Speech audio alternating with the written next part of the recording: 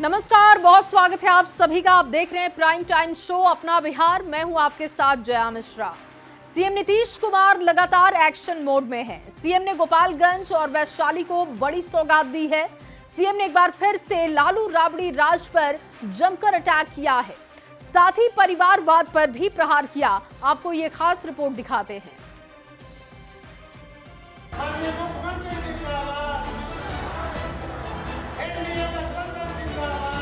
चुनावी साल में CM Nitish super active mode में हैं। एक के बाद एक कई जिलों का दौरा कर सीएम बड़ी सौगात लोगों को दे रहे हैं। 28 सितंबर को बारी गोपालगंज और वैशाली की थी। सीएम ने पहले गोपालगंज में हुंकार भरी, फिर वैशाली में भी सरकार की उपलब्धियां गिनाई। वैशाली के देसरी में आयोजित जनसभा में नीतीश कुमार ने एक बार फिर बिहार के बुरे दौर की याद दिलाई और आरजेडी के परिवारवाद पर भी प्रहार कर दिया। क्या स्थिति थी और पहले बहुत बुरा हाल था। लोग शाम के बाद घर से बाहर नहीं निकलते थे। अभी सोच लीजिए उस समय लोग घर से नहीं निकलते थे, शाम में घर में रहता था। अब पढ़ाई का क्या हाल था, बहुत कम बच्चे पढ़ते थे, अब बहुत कम पढ़ाई होती थी। पहले इलाज का पूरा इंतजाम नहीं था, सड़कें बहुत कम थी, जो थी उनका बुरा हाल था, बिजली बहुत कम जगह थी। तो उन लोगों ने कितना फालतू काम किया है, तो काम किया है जी। इन लोगों की सरकार आई, 15 साल अपने हट गया तो अपने पत्नी को बना दिया वहां। सीएम नीतीश कुमार ने गोपालगंज को भी बड़ी सौगात दी है। सीएम ने 1566 करोड़ की लागत से 183 योजनाओं का शिलान्यास और उद्घाटन किया है। हथुआ में कार्यकर्ता संवाद कार्यक्रम को संबोधित करते हुए नीतीश कुमार ने कहा कि उनके शासनकाल में बिहार में शिक्षा, स्वास्थ्य और बिजली में तेजी से सुधार हुआ। नीतीश ने यहां भी बिहार के बुरे दौर की याद दिलाते हुए कहा कि शाम 4 बजे के बाद लोग घर से नहीं निकल पाते थे। लोग शाम के बाद घर से बाहर नहीं निकलते थे। मैंने शाम के बाद घर से बाहर, ऐसा हालत खराब था पूरे बिहार में, चारों तरफ की कोई डर के मारे घर से बाहर नहीं निकलता था। और जैसे ही हम लोग आए तो हम लोगों ने सब चीज को सुधार करने की कोशिश किया। बिहार के विकास का काम हो रहा है जब किसी प्रकार के डर एवं अब किसी प्रकार के डर एवं भय का वातावरण नहीं है। चुनावी अभियान में जुटे सीएम नीतीश ने एक एक जिलों का दौरा कर सौगातों की झड़ी लगा दी है। जन संवाद में लालू राबड़ी राज की खामियों को गिना रहे हैं। साथ ही 2005 के बाद तेजी से बदले बिहार के विकास की भी चर्चा कर रहे हैं। मगध का किला हो या शाहाबाद की शान, मिथिलांचल का गढ़ हो या सीमांचल का दुर्ग, मुख्यमंत्री नीतीश कुमार लगातार अपने अभियान में लगे हुए हैं। न्यूज 18 के लिए वैशाली से प्रफुल्ल कुमार और गोपालगंज से गोविंद कुमार की रिपोर्ट। और वहीं गोपालगंज में आयोजित कार्यकर्ता संवाद कार्यक्रम में सीएम नीतीश ने लोगों से फिर से एनडीए को जिताने की अपील की है। नीतीश ने लोगों से हाथ उठवाकर फिर से सरकार बनाने का संकल्प दिलवाया। सीएम नीतीश का ये अंदाज देख सभा में तालियों की गड़गड़ाहट गूंज उठी। जो हम लोग कर रहे हैं, आपके यहाँ भी कहेंगे कि पूरे तौर पर पूरा मदद करिएगा और फिर जितवाइएगा। इस बार जो है हम लोगों का सब लोगों का जो है तो पूरे तौर पर तो करिएगा ना। अरे करवा ना सर, हाथ जाकर बताओ, खड़ा होके इधर वाला खड़ा होकर। चलिए, बहुत बहुत बधाई, आपने भी कह दिया है, कर दीजिए। और वहीं सीएम नीतीश कुमार ने वैशाली को कई योजनाओं की सौगात दी है। डिप्टी सीएम सम्राट चौधरी ने जनसभा को संबोधित करते हुए कहा कि नीतीश कुमार ने बिहार में भी माता सीता का भव्य मंदिर बनाने की शुरुआत कर दी है। नीतीश कुमार ने बिहार को समृद्ध किया है, समृद्धि की तरफ बढ़ाया है। डिप्टी सीएम ने कहा कि अगले 10 दिनों में चुनाव का ऐलान भी हो जाएगा। बिहार में फिर एनडीए की सरकार बनेगी। अब तो नीतीश जी ने बिहार में भी मां सीता का जन्म स्थान पर भव्य मंदिर बना दिया है। एक बार बोलिए, सियावर रामचंद्र की। अगले 10 दिनों में बिहार में चुनाव की घोषणा हो जाएगी। और 2020 में आपने बिहार में एनडीए की सरकार बनाया था और लगातार 5 वर्षों तक आपके लिए काम आदरणीय मुख्यमंत्री नीतीश कुमार जी करते रहे। साथियों, आपकी समृद्धि, आपका विकास, आपको सामाजिक तौर पर खड़ा करना ही नीतीश कुमार जी का काम था। और वहीं प्रधानमंत्री नरेंद्र मोदी ने मन की बात कार्यक्रम में बिहार को लेकर कई बातों का जिक्र किया, जिससे उन्होंने बिहार वासियों के दिल को छू लिया है। खासतौर पर छठ महापर्व को लेकर उन्होंने जो घोषणा की, उससे हर बिहार वासी अपने आप को गौरवान्वित महसूस कर रहा है।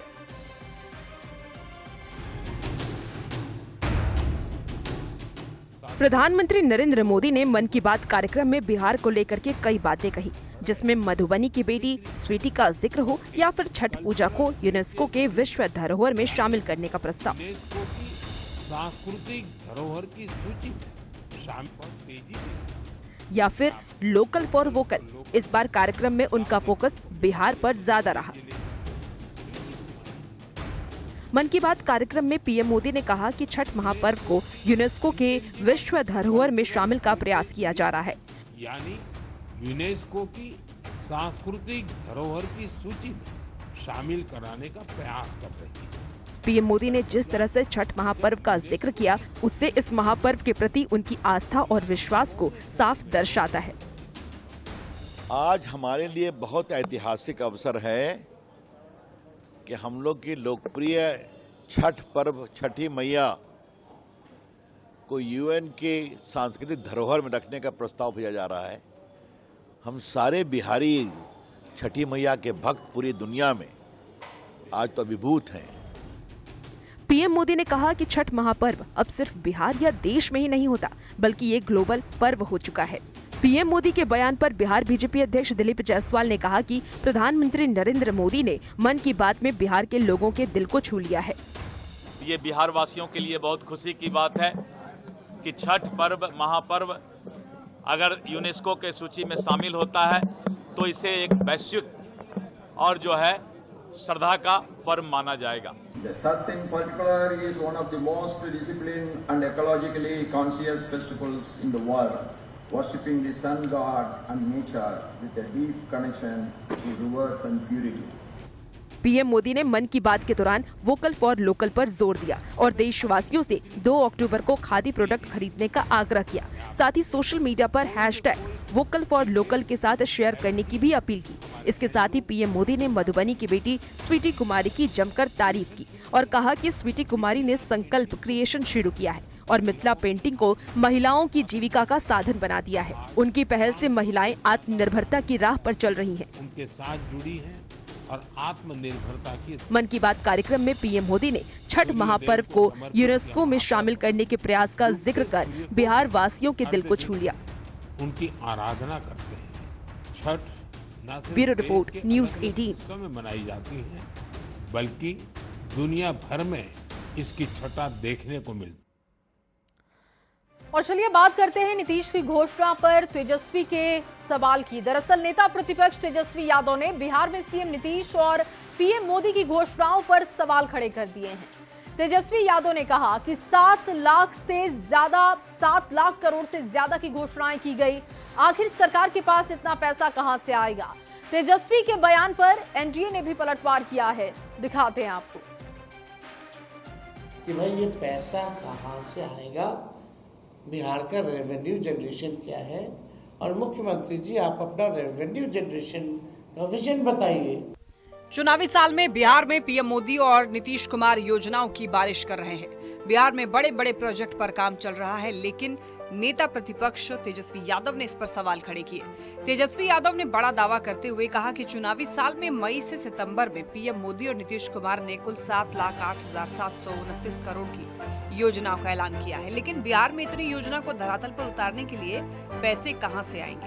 सरकार को ये बताना चाहिए कि राजस्व का सोर्स क्या है। जो टोटल जितना प्रधानमंत्री जी मुख्यमंत्री जी का दौरा या हाल फिलहाल में जो घोषणाएं की गई है उसका खर्च है 7,08,729 729 करोड़, 1 लाख करोड़ नहीं है। और आपने 7 लाख करोड़ से भी अधिक की जो है बातें आपने कर दी कि भाई ये पैसा कहाँ से आएगा, बिहार का रेवेन्यू जनरेशन क्या है। और मुख्यमंत्री जी आप अपना रेवेन्यू जनरेशन का विजन बताइए। तेजस्वी के बिहार के बजट वाले सवाल पर सियासत गर्मा गई है। एनडीए के नेताओं ने तेजस्वी पर पलटवार किया है, तो वहीं कांग्रेस ने भी तेजस्वी के समर्थन में बजट को लेकर सवाल पूछा है।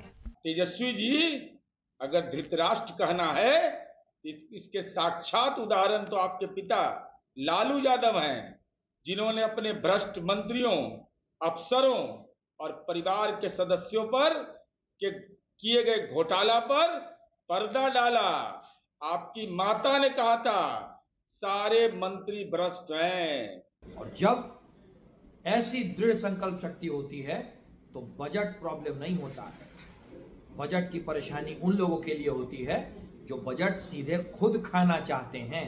71,000 करोड़ रुपए का घोटाला कर लेने वाली ये सरकार कम से कम यह स्पष्ट करे कि जो रोजाना घोषणाएं हो रही हैं उनके लिए आपके पास फंड कितना उपलब्ध है। तेजस्वी यादव ने भ्रष्टाचार और बजट प्रबंधन को लेकर तीखा हमला किया। तेजस्वी ने प्रधानमंत्री मोदी और सीएम नीतीश कुमार की घोषणाओं पर भी सवाल उठाए। तेजस्वी ने तंज कसते हुए पूछा कि इतने पैसे कहां से आएंगे, सरकार का विजन क्या है। चुनावी साल में पीएम मोदी बिहार को हजारों करोड़ का तोहफा दे रहे हैं, तो सीएम नीतीश हर जिले में जाकर विकास योजनाओं की सौगात दे रहे हैं। ऐसे में तेजस्वी ने सरकार की योजनाओं और खर्च पर सवाल उठाकर चुनावी साल में बड़ी चुनौती दे दी है। न्यूज़ 18 के लिए पटना से संवाददाता धर्मेंद्र कुमार के साथ संजय कुमार की रिपोर्ट। और अब बात तेज प्रताप यादव की होगी। देखिए, महुआ पहुंचे तेज प्रताप यादव, जर्जर सड़क को देखकर भड़क उठे। तेज प्रताप यादव ने आरजेडी के विधायक मुकेश रोशन पर गंभीर आरोप लगाए, विधायक को निकम्मा तक बता दिया। आपको दिखाते हैं ये खास रिपोर्ट। निकम्मा है, कोई काम नहीं किया। देखिए ये महुआ मेन बाजार का सड़क है, देखिए। वैशाली के महुआ पहुंचे लालू प्रसाद के बड़े बेटे तेज प्रताप का गुस्सा 7वें आसमान पर दिखा। महुआ में तेज प्रताप जर्जर सड़क को देखकर भड़क गए। तेज प्रताप गुस्से में सड़क से कंक्रीट और पत्थर उठाने लगे। तेज प्रताप ने सड़क की गुणवत्ता पर सवाल खड़े किए और आरजेडी विधायक मुकेश रोशन को निकम्मा बता दिया। तेज प्रताप ने कहा कि मुकेश रोशन ने कोई काम नहीं किया। निकम्मा है, कोई काम नहीं किया। देखिए ये महुआ मेन बाजार का सड़क है, देखिए। इतना ही नहीं, तेज प्रताप यादव ने मुकेश रोशन पर कई गंभीर आरोप लगाए। तेज प्रताप ने कहा कि विधायक ने एमएलए फंड का गलत उपयोग किया। तेज प्रताप ने विधायक को सड़क निर्माण की जांच करवाने की चेतावनी दी। केवल अपना जो फंड है, विधायकी फंड का गलत उपयोग किया है। अब विधायकी फंड को अपना भाई भतीजा सबको दे दिया। देखिए सड़क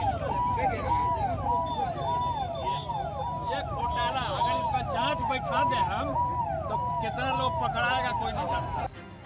महुआ में तेज प्रताप यादव ने सड़क पर बिखरे पड़े कंक्रीट, ईंट, पत्थर को हाथों में उठाकर लोगों को दिखाया। लालू प्रसाद के बड़े बेटे तेज प्रताप यादव नए तेवर में दिख रहे हैं। तेज प्रताप ने महुआ सीट पर दावेदारी जताई है। तेज प्रताप ने कहा कि महुआ सीट किसी की बपौती नहीं।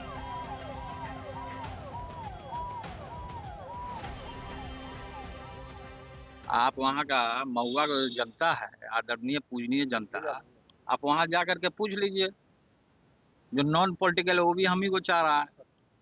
अब महुआ किसी का बकौती सीट नहीं ना है जी। तेज प्रताप यादव पहली बार महुआ विधानसभा सीट से विधानसभा पहुंचे थे।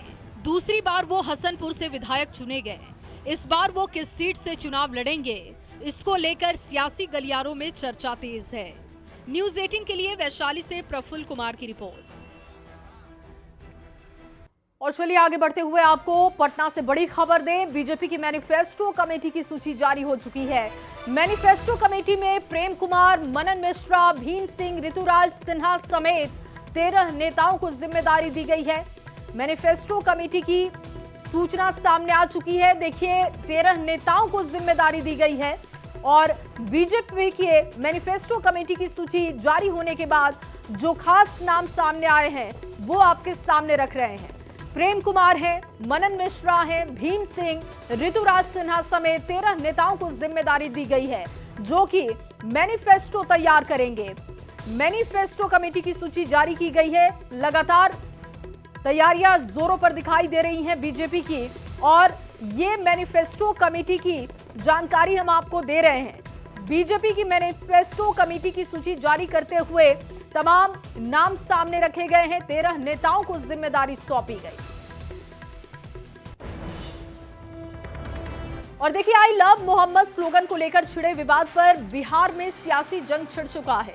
केंद्रीय मंत्री गिरिराज सिंह ने इसके जवाब में आई लव शक्ति का स्लोगन देते हुए कहा कि अब ओम शांति नहीं बल्कि ओम क्रांति की जरूरत है। इस बयान ने बिहार का सियासी पारा कैसे बढ़ा दिया है, दिखाते हैं आपको।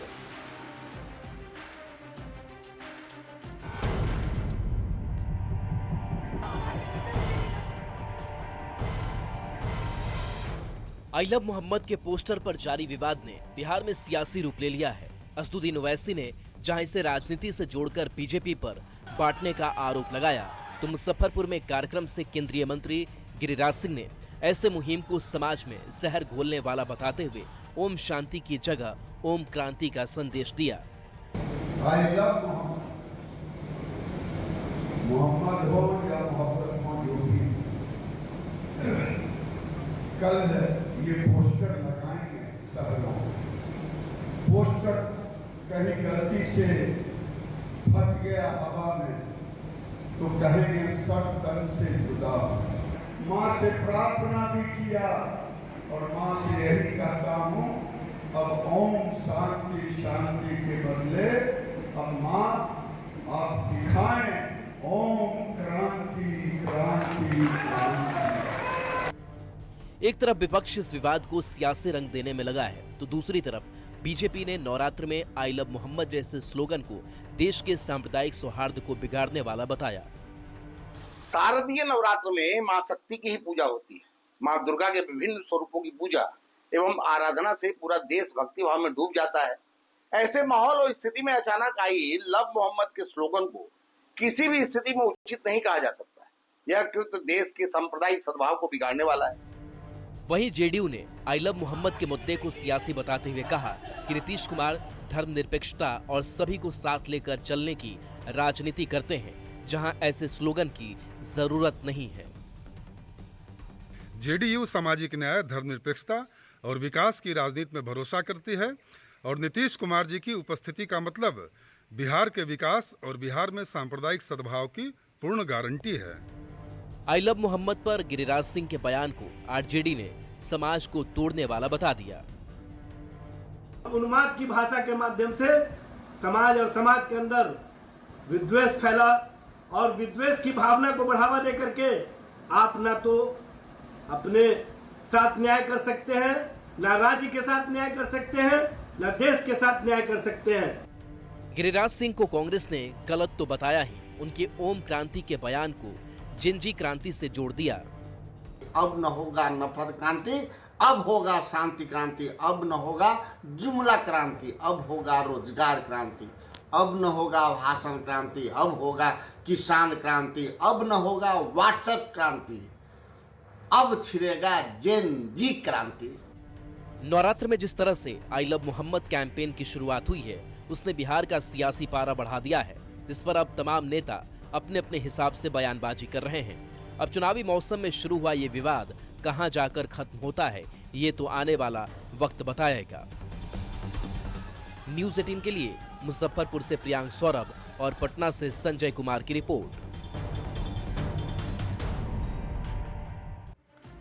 और वहीं केंद्रीय गृह मंत्री अमित शाह ने एसपीएमआरएफ के द्वारा आयोजित भारत मंथन 2025 नक्सल मुक्त भारत कार्यक्रम को संबोधित किया और संबोधित करते हुए बड़ा बयान भी दिया। अमित शाह ने कहा कि 31 मार्च 2026 तक देश नक्सलवाद से मुक्त हो जाएगा। बहुत सारे लोग ऐसा मानते हैं कि नक्सलवाद की हथियारबंद गतिविधियां समाप्त होने के साथ ही नक्सलवाद की समस्या खत्म हो जाएगी, लेकिन ऐसा बिल्कुल नहीं है। देश में नक्सलवाद क्यों विकसित हुआ, इसका वैचारिक पोषण किसने किया? जब तक भारत का समाज इस विचार के वैचारिक पोषण, लीगल समर्थन और वित्तीय पोषण करने वालों को समझ नहीं लेता, उनको हम वापस नहीं लाते, तब तक नक्सलवाद के खिलाफ लड़ाई खत्म नहीं हो सकती। कि 31 मार्च 2026 तक ये देश नक्सलवाद से मुक्त हो जाएगा।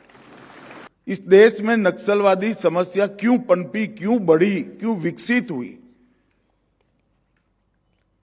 इसका वैचारिक पोषण किसने किया? और जब तक भारत का समाज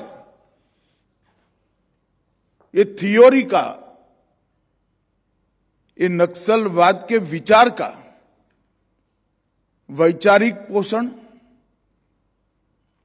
लीगल समर्थन और वित्तीय पोषण करने वाले समाज में बैठे हुए लोगों को समझ नहीं लेता है और उन लोगों को हम वापिस नहीं लाते हैं, तब तक नक्सलवाद के खिलाफ लड़ाई समाप्त नहीं हो जाएगी। और चलिए बिहार की सियासत से जुड़ी आपको एक बड़ी खबर देते हैं। महागठबंधन में सीट बंटवारे पर मुकेश सहनी ने बड़ा बयान दिया है।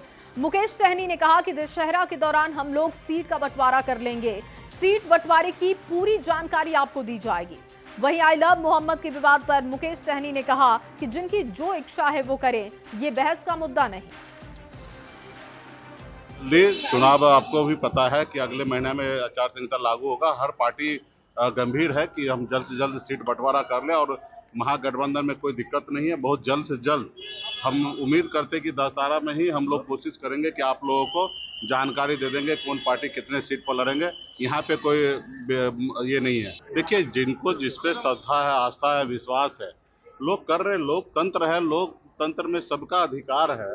इस पे इतना हाय तौबा किसी को मचाने की क्या जरूरी है?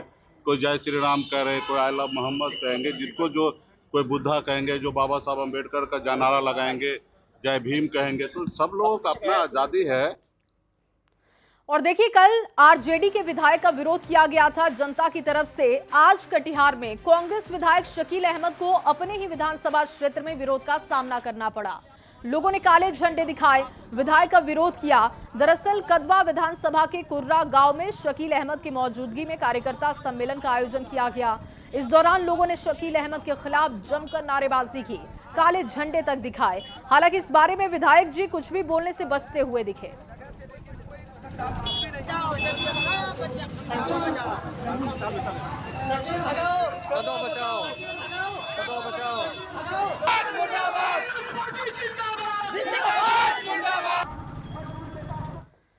और चलिए आगे बढ़ते हुए आपके सामने एक बड़ी खबर रखे। बिहार क्रिकेट एसोसिएशन का चुनाव संपन्न हो चुका है और कार्यकारिणी की घोषणा की जा चुकी है। बीसीए की नई कार्यकारिणी की घोषणा हो चुकी है। हर्षवर्धन निर्विरोध चुने गए हैं बीसीए के अध्यक्ष। सुश्री प्रिया कुमारी बीसीए उपाध्यक्ष चुनी गई। बीसीए के सचिव बने जियाउल आरफीन। अभिषेक नंदन चुने गए हैं बीसीए के कोषाध्यक्ष और संयुक्त सचिव रोहित कुमार बने हैं। सभी पदाधिकारियों का निर्वाचन निर्विरोध किया गया है। निर्विरोध ये चुने गए हैं और इन सभी के लिए बड़ा दिन है। देखिए, तस्वीरें भी सामने आ चुकी हैं। बीसीए का चुनाव संपन्न हो चुका है और जितने भी कैंडिडेट जिन पदों पर पहुंचे हैं उनका निर्वाचन निर्विरोध हुआ है।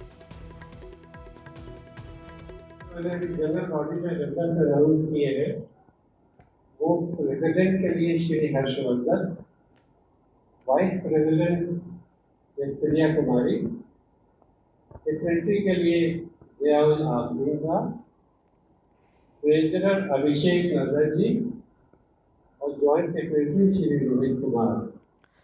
और आपको पटना से बड़ी खबर दे, बिहार को मिलेगी 3 नई अमृत भारत ट्रेन की सौगात। ये अच्छी खबर सामने आई है। देखिए, 4 पैसेंजर ट्रेन का तोहफा भी मिलेगा। रेल मंत्री अश्विनी वैष्णव और डिप्टी सीएम सम्राट चौधरी हरी झंडी दिखाकर इसे रवाना करेंगे। पटना से नवादा सीधी रेल सेवा से जुड़ जाएगी। शेखपुरा, बरबीघा, बिहार शरीफ के रास्ते नवादा से पटना के लिए पैसेंजर ट्रेन के चालू होने की खबर है और आपको बता दें कि बिहार शरीफ रेलखंड पर ट्रेनों के परिचालन का इस क्षेत्र के लोगों का वर्षों पुराना सपना इसी के साथ पूरा भी हो जाएगा। 3 अमृत भारत एक्सप्रेस में मुजफ्फरपुर से हैदराबाद के पास, चरलपल्ली के बीच, दरभंगा से अजमेर के पास, मदार जंक्शन के बीच और छपरा से आनंद विहार टर्मिनल के बीच ये ट्रेनें चलाई जाएंगी। और देश के कई हिस्सों में जारी आई लव मोहम्मद आंदोलन की लहर अब पटना तक पहुंच चुकी है। आज कौमी एकता मंच के बैनर तले बड़ी संख्या में लोग करगिल चौक पर विरोध प्रदर्शन करने पहुंचे। हाथों में आई लव मोहम्मद लिखी हुई तख्तियां और बैनर भी दिखाई दिए। ये आंदोलन मूल रूप से पैगंबर मोहम्मद साहब के प्रति प्रेम व्यक्त करने के लिए शुरू हुआ था, लेकिन हाल ही में ये कई जगहों पर एक विरोध प्रदर्शन का रूप ले चुका है। इस्लाम के लिए प्रॉफिट मोहम्मद सल्लल्लाहु अलैहि वसल्लम केवल मुसलमान के लिए नहीं है, उन्होंने पूरे दुनिया में इंसानियत का पैगाम दिया है। अगर एक इंसान का कत्ल होता है तो पूरी इंसानियत का कत्ल होता है। हुजूर सल्लल्लाहु अलैहि वसल्लम ने फरमाया है कि अगर तुम्हारा पड़ोसी भूखा है तो तुम गोया खाना हराम खाओ। पड़ोसी मीन्स हिंदू, मुस्लिम, सिख, ईसाई कोई भी हो सकता है। और अगली खबर नवादा से, जहां पर नवादा नगर थाना क्षेत्र के बुधौल बस स्टैंड के पास एक खाली पड़ी जमीन पर कुछ लोगों ने ईसाई धर्म से जुड़ी प्रार्थना सभा का आयोजन किया, जिसका विरोध हिंदू संगठन की तरफ से किया गया। पुलिस को इसकी जानकारी दी गई, जहां पर नगर थाने की पुलिस ने त्वरित कार्रवाई करते हुए 2 लोगों को हिरासत में लिया। हिंदू संगठनों का आरोप है कि इस तरह की प्रार्थना पर बुलाकर लोगों का ब्रेन वॉश किया जाता है, धर्मांतरण का खेल किया जा रहा है। हालांकि मौके पर अलग अलग जिले से कई महिलाएं आज इस सभा में पहुंची थी। क्षेत्र के बुधौल बस स्टैंड के समीप यह इलाका है जहां पे एक धार्मिक सभा का आयोजन किया गया है और यहाँ पे जो जानकारी मिली है कि यहाँ पे धर्मांतरण का काम किया जा रहा है और दूसरे धर्म का जो है यहाँ पे एक प्रेयर भी शुरुआत की गई थी।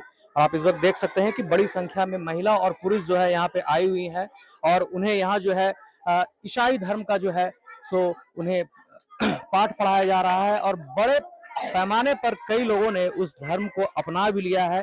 लोग का यही कहना है कि उन्हें कई चीजों से मुक्ति मिली है, उन्हें रोग, बीमारी, कर्जा और सभी कई प्रकार के बाधा से उन्हें मुक्ति मिली है, इसलिए यहाँ पे वो इस सभा में आते हैं। स्थानीय, ग्रामीण और कुछ समाज सेवी लोग यहाँ पहुंचे हैं इस सभा को रुकवाने के लिए। हम डायरेक्ट जानते हैं क्या सूचना मिला था आप लोग को? सूचना हम लोग को स्थानीय नागरिक हैं उनके द्वारा मिला। यहाँ धर्म प्रबंधन काम जोर शोर चल रहा है और जब हम लोग यहाँ पर आए विश्वकर्मा जी के साथ तो जैसे 2 लोग घुस रहे थे, हमने उनको रोका कि भाई आप क्या हो रहा है यहाँ, तो उन्होंने बताया कि भाई क्या हम लोग प्रवचन सत्संग कर रहे हैं। हम लोग कौन सत्संग कर रहे हैं? ईसा मसीह का, यीशु मसीह का सत्संग हो रहा था। क्या होगा? तो आरोप है कि कराया जा रहा था, धर्म परिवर्तन कराया, कोई धर्म परिवर्तन नहीं हो रहा है। क्या उन्हें मानने वाले हैं या अपना चुके हैं? क्या चीज? ये अपना लिए हैं लोग? क्या चीज अपना लिए? ईसाई धर्म को अपना लिए? नहीं, ईसाई धर्म के नहीं, हम लोग हिंदू है तो हिंदी लगता है कि इस तरह के आयोजन कराने के लिए क्या प्रशासन से परमिशन ली जाती है? स्थानीय थाना को इसकी सूचना दी जाती है? कौन लोग आकर इसमें ये सभा कराते हैं और लोगों को इसके लिए प्रेरित करते हैं, जो कि एक जांच का विषय है। अब देखना होगा आगे इस मामले में क्या कुछ कार्रवाई होती है। अनिल विशाल, न्यूज़ 18 नवादा। और चलिए इसी